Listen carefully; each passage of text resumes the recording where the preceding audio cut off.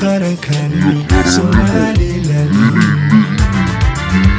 abkayda baardegeen qoltaydaaysan iyo kagara qalbiyada bulshada kagara qalbiyada bulshada waxaana dhoolashada kala soo bandhigay maxaafadaha kala duwan ee magaalada Gabiley isoo kale ciidamada kala duwan ee qaranka oo baabiyo hogaaminayso ayaa maanta soo bandhigay waadaro halka waxaynu joognaa maalin inagu weyn oo qiimo inoogu fadhida waxaanu ducaynaynaa marka hore dhammaan cid kasta oo Soomaaliland ka soo qayb qaadatay taariikhdeeda mar hore iyo ilaa imika cidba meel bay ka qaadayso meel bay gaarsiinaysay Soomaaliland dhammaan waxaan ku faraxsanahay maalintaasi milgaha inoogu fadhido aad iyo aad baad u mahadsantihiin wax xubnihii Soomaaliland ee saraakiil iyo saraakiil xigeen iyo shacabweyne lahaa 404 bay isugu tageen ay ku hirteen oo keenay maanta xorriyadda aan ku naaloonayno iyo 18 May iyo goor istaaga Soomaaliland 400 bay ka bilaabantay ilaahay baa mahadale 18 May waxay ku suntan tahay halka kii dheeraaya soo qaatay muddada 30 sanadooda ee ku soo gabagabay 1990kii 18 May ee lagu dhawaaqay soo noqoshadii Soomaaliland taariikhdaas ay leedahay waxay ku sugan tahay halkan dheer oo loo soo maray qarannimada Soomaaliland walaalayaal maanta waa maalin nagu qaali ah waxa kale oo aynu joognaa Somaliland daruuraha cirkiyo dayaxa ay gaadho degdeg loo aqoonsado ayaan dayil baryaynaa degdeg loo waxaan leeyahay soo dhawaada waa maalin weyn waa maalintii ka asaasantay afraad maalintii halkaa ka baxday ay inoo hiliyeen raggeenu ayaynu guulaysanay oo aynu 18 May ku dhawaaqnay mar labaad waxaan aad ugu mahad celinayaa guddigii qabanqaabada heer gobol ee 18 May ee magaalada Gabiley oo in badan oo kamid ah halkan joogto in ka madiina ay u kala safreen si ay uga qayb galaan degmooyinka kala duwan ee gobolka oo isku qaybiyeen waxaan uga mahad celinaynaa shaqadii wanaagsanayd ee ay soo qabteen muddada bisha ku dhow ee ay u hogar baxeen sida ay maalintan u muuneyn lahayn ay reer Gabiley u qurxin lahaayeen sida aan awalba u qurxin jirnay midnimo maalin ku suntan horumar maalin ku suntan rajada shacbigani inuu ku yegleelay 19kii magaalada Burco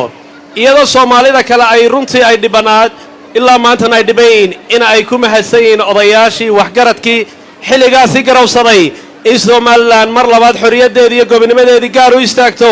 laga soo bilaabo 19kii ilaa maanta madaxweynaha qaranka Jamhuuriyadda Somaliland oo runtii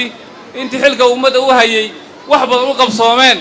reer Gabileyna way ag taagan yihiin way garab taagan yihiin horumarka ka wado dalka oo dhan Gabileyna waxa diyaar u tahay inay qaybta horumarka iyo qaybta wax soo saarka ay qaybteeda qaadato reer Gabiley waxaan aad iyo aad idinka mahad celinayaa sida milgaha iyo sharafta leed iskugu soo baxdeen maalintii qaranka maalintii weyneyd ee qarankani gaarka u lahaa aad iyo aad baan idinka mahad celinayaa aniga oo ku hadlaya afka degmada Gabiley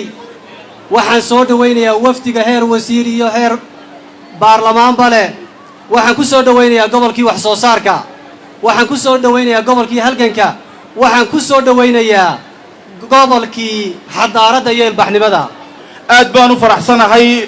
u faraxsanahay maanta waxaynu joognaa waa maalintii qarannimada Jamhuuriyadda Soomaaliland aynu dabaaldegaynay waxaan saaka aad u qiirooday markaan arkay dhalinyarta quruxda badan ee ardayda ah ee calanka muujinaya ee astaanto muujinaya ee 18 May iyagu isku soo xil saaray inay qarannimadooda muujiyaan aad baan inigu hambaleynayaa soo dhammaanteen qarannimada Jamhuuriyadda Somaliland uma taagnin waxaynu halkaa u taaganay soo inaynu muujino halgankii aabayaasheen iyo walaaladeen soo maaha gobolkii wax soo saarka soo maaha waa gobolkii halganka soo maaha waa gobolkii horumarka soo maaha waa halgankii qoladii ku suntanayd soo maaha Gabiley baynu joognaa aad iyo aad baan uga xumay maanta inaad cadceedda joogtaan laakiin qarannimadiina u joogtaan halgankiina u joogtaan waddankeennaynu u joognaa dawladdeena inaynu wada adkaysanno dawladnimayn muujinay 34 sanadood baan qaan gaadhnay wada jir bayn muujinay walaalnimayn muujinay maanta dib u noqosho ma jirto dib u noqosho ma jirtaa dib u noqosho maya horusocod haa somalilan horsocod haa dib u noqosho maya kuwa isla maanta somalilan way ku soo biiraysaa ama waxbay noqonaysaa war wallaahi taas waa been waxaan leeyahay somalilan guul waxaan leeyahay gobolka gabiiley guul waxaan halkan uga hambalyaynayaa oo salaam u dirayaa madaxweynaha qaranka jamhuuriyadda somalilan madaxweyne ku-xigeenka dhammaan madaxda halkan fadhida wasiirada xildhibaanada gudoomiyaha ama badhasaabka gobolka shirgudoonka iyo dhammaan madaxda kale fadhida waxaan leeyahay maanta waa maalin ku suntan taariikhda somalilan waa maalintii aynu wada lahayn ee aynu wada yeelannay calanka waa maalintii aynu wada yeelannay magaca somalilan waxaan kaloo idin leeyahay maanta waa 18 May waa maalintii jamhuuriyadda Soomaaliland lagu dhawaaqay 19 waana sanad guuradeedii 400aad waa maalintii bulshada Soomaaliland ay ku midowday inay calankoodii la soo noqdaan xornimadii ay lumiyeen 1960 ay dib ugu la soo noqdaan waa maalintii aynu ka bogsanay wixiina soo maray waa maalintii aynu minbar ilaa galbeed aynu calanka tawxiidku ku qorayay aynu wada qaadanay mudanayaal iyo marwooyin maanta waa maalin weyn waa maalin qiimo leh ugu horeyn anagoo ku hadlaya magacayga iyo magaca golaha wakiilada waxaan u mahadnaqayaa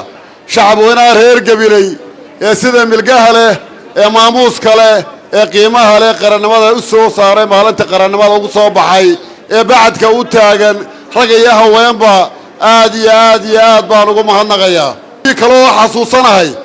dib u dhiskii iyo nabadgelyadii roolkay ku lahaayeen reer gabiley waxaan xasuusanahay asaaskii xisbiyada iyo siyaasadda roolkay ku lahaayeen waxaan xasuusanahay ganacsiga iyo waxsoosaarka roolkay ku lahaayeen